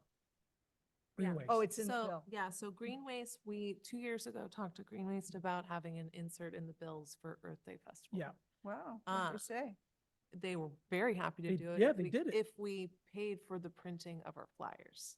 And so. Of our own flyers. Right, Yeah. so they are willing to put stuff, I'm sure PC would, We- well, PG&E is different, I don't know, but We've there's, had them put other things in the. they bills are for willing to us. put inserts into their bill, there's just a financial Yeah, obligation. and on the our billing side. cycle isn't monthly. But you're it's expecting like, someone to once take every that 2 months, right? And then use that to go for, I mean, how many people just throw it away? I mean, Yeah, I mean, just throw it away. mean, I'm I just sorry. recycle it. I The whole recycle it. goal here is to make it easy for people to do the right thing. Don't ask them to go to a QR code thing, look at it, study it for an hour, and then know what to do. Ain't gonna happen. What do we have to do then? You gotta make it easy. It's gotta be easy. I think it has to go in the refrigerator. I do too. Put it on the top of the bin. There was a group. The that lid should say, presented- here's what goes in here. There was a group that was, these young women that had a startup where it was a little camera-based thing that sat on all of our public trash cans and would look and it would tell you. So you'd go up and go like this and it would tell you. And it was all AI driven and they had offered for us to be a pilot. I wanted to do it, but got voted down. So, When did that come in front of council? It must have been before my. yeah. It was Wanted interesting. to know what I'm It throwing was away. young- it was Anthony, we should girls. move It to was- the next topic. It's already 2:30. So can I just ask a couple, Maybe. it's do you guys have 2:30. any particular events, activities, or even topics that you want to say? I can't hear you. To that? Are there any topics, events that you guys want to get behind? I like the owl box one, Ken. Because we can get kids if we do something with owls. We could have a Harry Potter theme. We could talk about pesticides and if you use them and they kill rats and the owls eat the rats, they bleed out and die. So, and it impacts squirrels and cats and everything else. But the owl idea that you had, Ken, I thought was a super cool idea. I know you said there was some issues with the feces of the owls, the box maintenance. You gotta make sure you don't put them in certain places. Yeah, but in fact, that was kind of a discussion we had. Stacy's looked at that as well, right? Mhm. And according to our buildings and grounds guys, Public Works, whatever they're called, we have owl boxes over in the HPP, but no one knows where they are. Yeah. And so we should think about it as an idea. If we do Earth Day again in the way we're talking about it, if we don't do the sheep versus robots, which I think you only do once, the next one, you could do one of these rafter things where they get, a rafter demonstration and do the Yeah. whole owl rafter thing to clean up your area without pesticides. They also use, they use falcons at, on the shoreline when you have restaurants and stuff to keep the seagulls at bay. Yeah. And it's some question of whether it's humane, I don't know. But, so we'd have to research it to see if it's okay or not. But they have them and they just bring them around and they scare when they come, then they no longer have seagulls. So they do it, I know in Southern Cal a lot. And so they would come and they have them trained. It's a bit of a show. So. Are we brainstorming now or what are we doing? Anthony? I'm hoping to get some ideas that I can then say staff will reach back out to. the Okay, so individual can I throw out an committee. idea? Throw it. Rachel used to say to me that the biggest problem for environmental in the town is natural gas. And I disagree with that.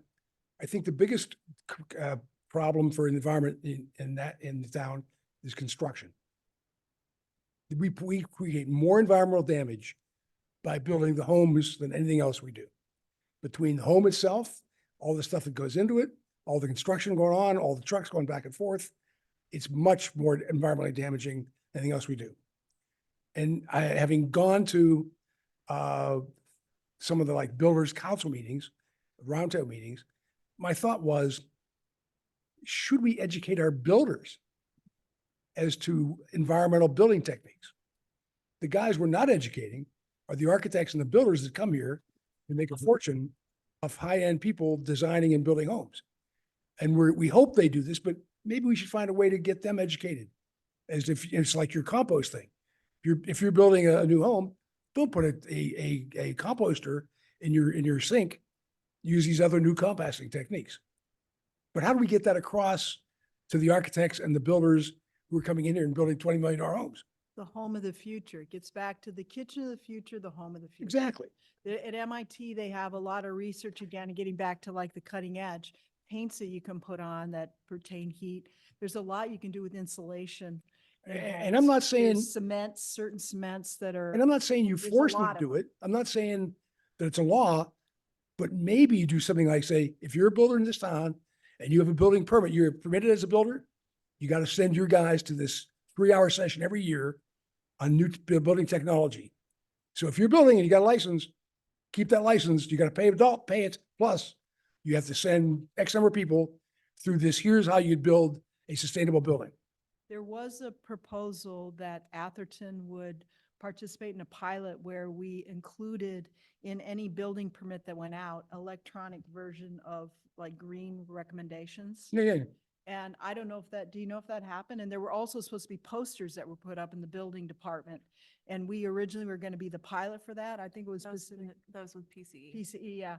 I don't know if it happened or whether the result of that was, but, But if the builders could find ways to raise the price to their customer, they would do it in a nanosecond. So I can speak to Mayor Hawkins' point really quickly about PCE's info. So there are flyers and educational materials that is provided from PCE that's available just for people to grab and go.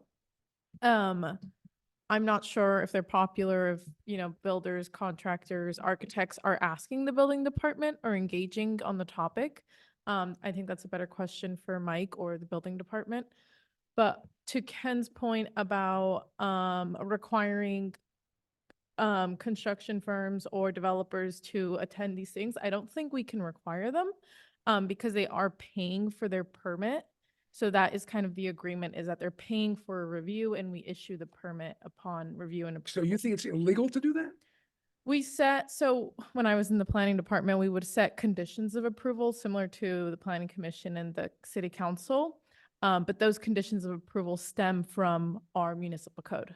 And we don't have anything in our municipal code saying that we could require that of anyone. So other than inviting them, I don't think we could require them. We can fix that. That's a conversation we could have with the council. What are we No. talking about? Requiring Well, we can recommend it. That's our Builders- job. to do what? Our job is to Here's what I recommend it. would recommend, because I think that's a really interesting question and it's something that should be looked at. So maybe this is an additional subcommittee where you could go on a fact-finding mission, meet with Mike Greenlee, like talk to the planning department, see if there are ways that you could work with them collaboratively without making a lot of work, and then come back with a recommendation. You know what you could do? You could bring it up at the next builders roundtable. Yeah, I mean, that, or I don't know. I think first stop would be talking to staff to see if there are things that you could do to, because I think that's a good question. Like, how do we reduce we have a lot of construction. How do we reduce the environmental impact on our construction? So I think first, I know there's some part of it we have to be monitoring. Like, I think with construction, there's a lot of rules around waste, and I don't know that much, but I think having a subcommittee to go on a fact-finding mission to figure out what we have in place now and what are our communication channels without, what is it? We don't know. So I think maybe there's a subcommittee. How there that long can does it come take, back. how long does it take for the average new home to get built in Atherton? But we should know that. So we have the 1 to facts. 2 years. It's at least 2 years. If we at least saved 2. 1 month of that construction, think of the impact on the environment. Right. I just think we don't know right now. So I think having a subcommittee to go get some answers on what are our processes? What rules are in place now? Because I know there's a lot around construction waste. Like construction, environmental impact of Thank you. construction, where it's like the trash management and all that kind of stuff. I know there's a lot of rules around it. I don't know what they are. There are So- rules, we could probably get Lisa, our code enforcement officer. or maybe Yeah, one of our building But I think like having someone become an expert to come up with ideas would be a good exercise. Well, can we just go back? What is the role of the E EPC? In general, the role of all of our committees and commissions. Okay. So then the question is, are the builders part of our community? And a question for Christabel potentially is, of the new homes being built, are those people moving into Atherton from Los Altos and other areas? Are they existing Atherton residents who have decided to build a new home? A little bit of everything. As staff, we don't really engage with the resident or the homeowner unless they are really involved in the process, and most of the time they're not. Just from conversation, I've heard of homeowners who are moving into the property, I'd say maybe 30% of the time that we finalized homes. I would say another maybe 10 to 20%, more closer to 20%, it would be a vacation home or a second home for some residents, foreign nationals as well. And then I'd say another 20% were like remodels. And then new construction for selling. So that would be new residences could be anywhere. Spec type of, But you're bringing up an issue which is similar to one we ran into in the green landscaping. And that is, who is the customer in this point? Is it the landscaper, the guy got the grass, or his homeowner? In the case of getting a more environmental sound house, is it the resident or is it the builder architect? The builder architect, Either. the builder architect that for example, like one of the number one builders in town is PPG. Sure, And they buy land without a buyer, correct. and they build the home and they build, That's Carol, and yeah. then they sell it, right? But they're going to build it based on the last home that they sold that they know the person wanted. Like that's their business. So, and I get your point, Ken, and I think we raised this once before, just the sheer number of vehicles, right, that come alongside these big developments. But I like the idea of the home of the future, just because I think we can get a Yeah. bigger audience. And maybe we could have a panel at some point, like we did with the composting, where I think we had 2 or 3 panelists. And maybe we have a high-end architect and we could still invite them. But I don't know that they would attend. I think they're much more commercially driven, and they might just be about, whereas Home of the Future will get folks who are doing remodeling or building the ADUs or whatnot. So maybe we can meet both, but just ensure we have a big audience, because our goal is to educate the community. for example, we're going to have this ADU event on the 20th.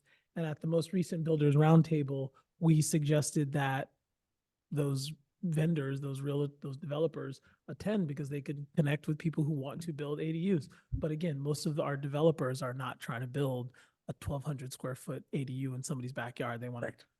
build something a little Business different. builders isn't God going to be building an Right. ADU. I would like to also share that Green Waste Recovery does have a component of their business that ties into SB 1383, where they do recycle now construction waste, which includes mattresses, drywall, tons of things, and they turn it into compost. Oh, And so we inherited that by just switching over to that vendor, which we wouldn't have had we stayed with Recology. But where I'm leading though is not that, it's from the, when you say I'm gonna build this home, you can save the environment a lot by deciding to minimize concrete and other things. I'm sorry, I missed that last part. You're talking about having them select specific materials? Concrete is one of the greatest environmental destroyers in the world. To the extent you can find materials other than concrete to do what you want to go do, it's an environmental good choice. Hmm. And then what I'm saying is, I know it may not be in the code at the moment. I think it's legal and I think we should consider it. If you're going to be a builder and or an architect in this town, you have to have been trained on environmental applications of building. It's a 2-hour session. You go to it and you're done. Like the LEED, sustainability, Certification. the green certification, that type of stuff? I still think we bring it back to a cool panel where you have somebody who can talk about, I know the overall cement industry contributes 10% of total greenhouse gas emissions. But if you had someone talking more about bamboo flooring or something that as a homeowner you have a voice in, I think cement is a harder one. It just feels outside of our expertise, whereas, you know, you could even go to Home Depot to find out about different flooring. So can we make it more of a panel and make it more all-inclusive? Well, the first, I mean, what you're, I think you're saying, you start an education program first, Right. and then based on it, you say, do I go further? Right? I mean, So you start with an easy thing, education program. One of the challenges what you're proposing, and I'm not saying I disagree, is, you know, municipalities don't often tell the people who do business in their town what products and materials and how to do that. Although if we did go to the point of saying, hey, we have an ordinance that requires you to not use this or to use that, I mean, that's where we would get involved. I didn't say you require them to use the material. You require them to get the education.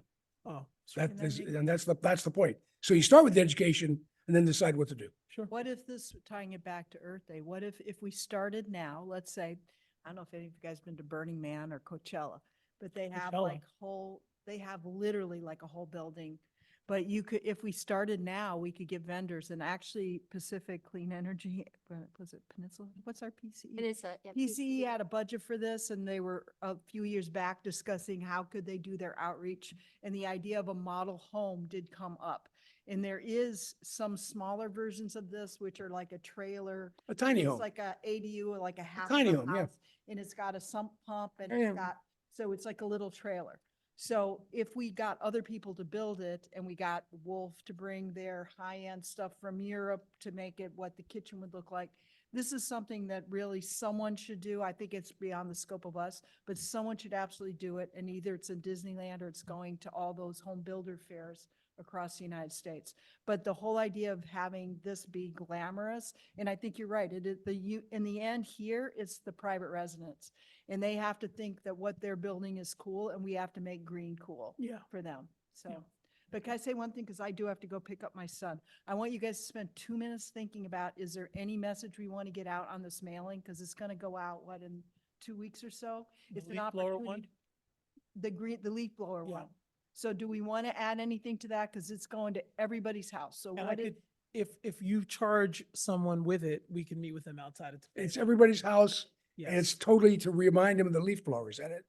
it's meant to remind, yeah, because the ordinance is coming into effect in July 1st. So, Both ours and the state one, so we're gonna do a mailing. So it's gonna go to everybody's mailbox, just like your senior thing. and did. you. Can you do that add- to the Subcommittee. Can you add all battery operated things to the leaf blower? I mean, if you said, if it's not, it's leaf blower, that's the ordinance.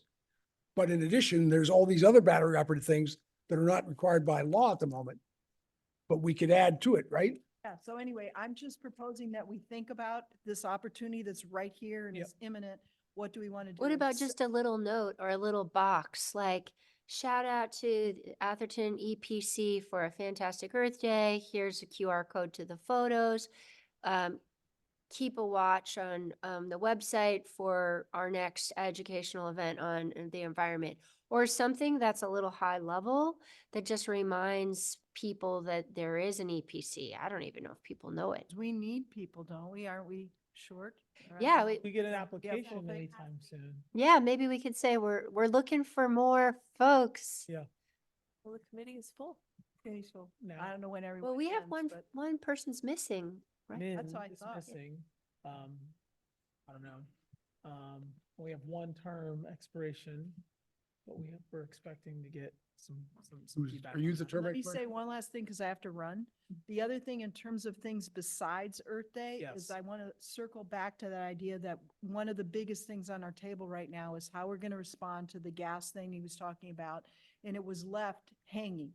So, and Rachel left right when that happened and we kind of had a half presentation on it. We didn't understand where it was left and it's super complicated. So what is Talking our? about that breakdown of reach how a code. home would get yeah. Yes, so you can have gas line, but then you have to have a, you know, a 3 or pump 4 other or points. three yeah. or a solar panel or a something, and you have a total house score for efficiency. So you have to have a certain house efficiency. That's where a lot of the people are going since we can't outright ban gas development. So we need to think about what is your recommendation to the city, because this is going to get picked up. I don't know when it is. We have so many other things that's been pushed down, but it is something we have to address. And it's something, it's a big policy issue that you guys should give us direction on.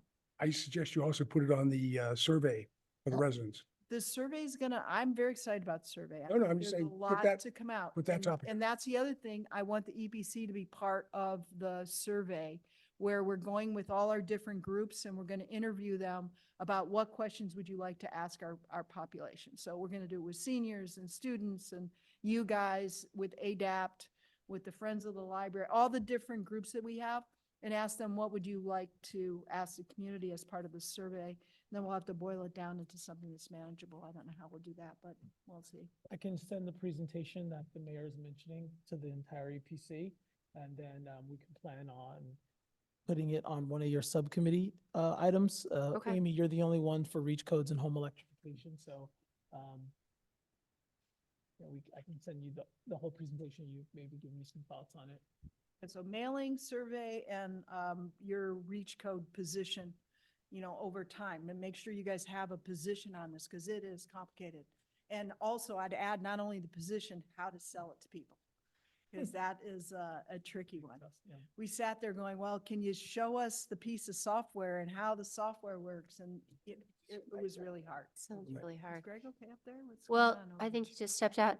So since you have to leave, I'm sorry, I think of and myself. it's 10:03, should we, and we're gonna have one more meeting, right? Should we table everything I or? think we can table things. Could okay, I, please. sorry, I just kind of wanted to circle back all those 3 points quickly on the reach code. So there is an update from TRC, which is our consultant that's updating the ordinance on reach codes. Right now, I think at the last meeting, I wasn't at the council meeting where that presentation happened, but from my understanding, the council requested more information. So they're currently working on preparing a slide deck to dive into whatever feedback you gave them. I'm not sure what that was, but Who's them? TRC. CRC is our consultant working on the reach code ordinance. They're the ones who made that presentation. they're- Can I provide a are little they more part of- context to this? 'Cause I feel like we're speaking a lot of jargon. So a year and a half ago, the town adopted a reach code to electrify new construction. This similar to what a lot of towns have done, and Berkeley was the front runner on that. There was a lawsuit against it. That has been repealed, so our gas ban is now illegal. And so we're now looking at new ways to incentivize home electrification. PCE has hired a contractor and is helping us trying to achieve those goals. We were their first town that they had spoken to, and so they came and gave a presentation to us, and we're not, from my perspective, and I'm deep in the weeds on home electrification, they were not prepared to answer any of our questions. And so I think we were there first, they weren't ready, it was very confusing for all of us. They have since had other meetings with other towns, and based on our feedback, and they're talking to others, they're coming back to us, it sounds like at some point, with an alternative way for us to legally incentivize home electrification. That model was just too complicated. It was very complicated, and where we went we made it confusing in our meeting is that we had presentations on both new construction and existing homes. And so it was very, we were crossing, it was not a good, they weren't ready for us, was my perspective. And so I think we gave them a lot of good questions. I hope their presentation has improved. And I think at some point they will be coming back in front of the council. But to Diana's point, I was the Reach Code Subcommittee before I was on council, and I did public comment because when you are the subcommittee, you can speak on behalf of the Yes, you EPC. can. And so I did do that public comment as a representative of the EPC. So I think tracking this and being at the meeting would be very good. But I think it's all very nebulous and early right now. So I'm hoping they come back with a cleaner explanation. Yeah, and we're hoping that happens in the late summer, early fall. So it would first be the follow-up council meeting with additional information. And then following that, they could actually get into drafting language for the Reach Code ordinance and then go into first reading, second reading, and so on. So we're talking September, October going into the end of the year, Yeah. Okay. at the earliest. So that's the Reach Code update. That's what I wanted to give the mayor before she left. And then the other thing was the idea of doing, I'm sorry, Councilwoman Holland, you mentioned earlier the environmental impact of construction in the town. So there's actually a way we could probably determine that. It would take time, but if a subcommittee was interested in seeing the actual environmental impact that we have in town, not like as in-depth as a consultant could get it, but just a better understanding, because I think, Ken, you brought up a lot of great questions, but we don't actually understand what the environmental impact of construction is. Neither would we after a case study, but it would give us a better idea so we could have a better conversation. I think, I don't know, Anthony, confirm, I don't know the legalities around it, but we do have plan sets of all approved projects in town, which include Title 24, all of their construction plans, all of their home plans, everything that's going to go into the development, they submit in one packet that gets reviewed by fire, planning, building, and everyone that needs to approve it. So that lives in one document and could serve as a case study, 5 homes in town. What are the most recent 5 homes in town? How green are they? Are they green at all? Are they all gas? Are they all electric? Are they all glass? That would be helpful to know. And maybe planning and building could help with that. I'm not sure. So that's a good way to understand or get a better idea of the environmental impact in town. And then tying that into, this is what we're seeing in the past few years. This is what we're hoping to see. And then you could tie that into green building, green kitchen, dream home, future home, all of that. So it kind of all ties together. And I think that's definitely possible in-house if we're keeping it in-house. That would be a really cool assessment. Can I ask you, in that packet, does it include how many vehicles the contractor has and how many, subcontract? No, not to that level of detail, just where they plan to park, where they plan to have a trash area to control their waste during construction, stuff like that. More mitigation, not exact details. Okay.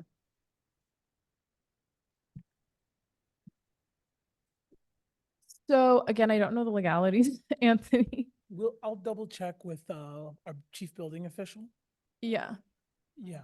So, Yeah. anything that's been approved by the town is a public record. So any approved building record we have actually lives on the second floor, and anyone could go see it. We just can't distribute files. Like we can't duplicate architectural plans. for anyone. Copyright reasons. So the only person who could actually get legal access or rights to this file would be the homeowner or the architect. Other than that, everything is public view. So we could view it, but to obtain them, I think there's some legality around that. Probably report out on it. Let me just double check. But to your point, I don't think we're going to get down to how many trucks are driving in and out of town, how frequently. So we're not going to get that emission data. Some of the plans do drill down on what types of materials they use, but not all of them. And I know that changes for a fact, like what they bring to the planning department and then that's when it gets approved. And then once they go get their permit from building and they start building it, prices may have changed and they talk to the resident and they change. So I mean, Sorry, we could also look Christabel, at the biggest, sorry. Does it also include if there's a well on the property or not? Yes. Yes. So every plan set requires a topography survey, which identifies the site and everything on it. Creeks, encroachments, wells, anything that's notable would be noted in a topo survey. And I just wanted to mention that we do have some pretty big developers in town, PPG being one of them. We could just take some of theirs as a trend because they are building a lot of the newer homes in Atherton. So it would be interesting to see, is PPG building green? Yeah, they have 6 now, I think. And they're pretty involved with the town. Like I've seen that they sponsor some of our events, stuff like that. Like if this Very is involved. going to become eventually a town partner, I can tell. Then Very. we actually want to know what environmental impact they have on the town. And if that's a relationship we can improve if they want to continue to improve it. I love it. All right. I think we got a lot of takeaways. I can distribute that presentation from TRC to the entire group. I'll reach out to Ken about at least one event with this owl concept. I'll reach back out to Amy so we can do a little more Earth Day kind of recap debrief and make sure the presentation to council is, we're aligned there. Anything else? Maybe we could include Aishani in that Definitely. conversation. Oh, by the Okay. way, so I connected with her. I said, hey, want to make sure you're still engaged moving forward. We have plenty of other things other than Earth Day for you to do. She said, yes, she really wants to keep doing that. And she just needed to get through finals. And I said, I get it. Get through finals and then Yeah. touch base when you're ready. So, yeah, Check the wrong priorities. smart kid. Anything else? All right. I'm going to log out. Thank you, Greg. Thank you, Okay. Gregory. Bye. Have a good afternoon. Thank you.